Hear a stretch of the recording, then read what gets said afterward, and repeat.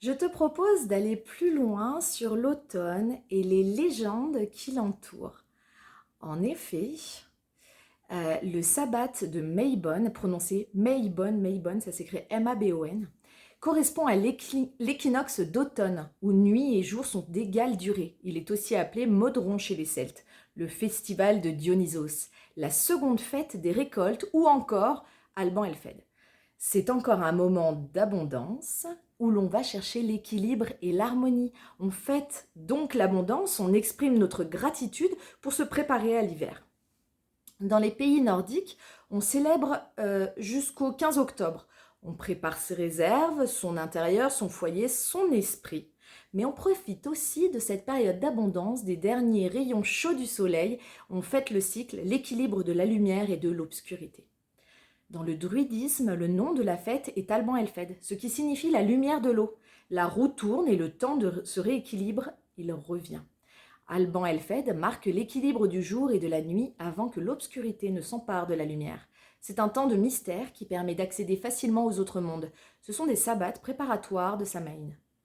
Le dieu Mabon vient des mythes du pays gallois. Il est le fils de Modron, comme je disais tout à l'heure, une représentation de la déesse mère, qui sera vraisemblablement le prototype de la fée Morgane de la légende arthurienne, si tu connais. Dans son histoire, Mabon passe des ténèbres à la lumière, enlevé, ensuite libéré par le druide Gwyr, alors qu'il est âgé de 3 jours ou 3 ans selon les traductions. C'est pourquoi il est associé à cette période de l'année.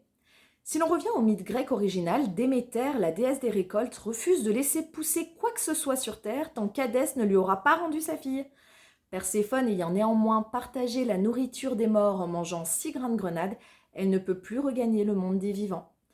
Déméter ne pouvant se résoudre à perdre sa fille définitivement, Zeus et Hermès, son messager, négocient une libération partielle de la femme d'Hadès, Perséphone, afin d'éviter de provoquer une famine sur Terre. Perséphone peut ainsi revenir à chaque printemps et repartir en automne pour régner sur le royaume des morts auprès de son mari Hadès. Cette histoire permet de mettre en lumière l'importance qu'ont toujours accordé les populations au cycle naturel marqué par les équinoxes. Même si les cadres de la fête de Mabon actuelle, telle qu'on la connaît, ont été théorisés par le Wicca, de nombreux païens d'autres traditions célèbrent ce moment de l'année.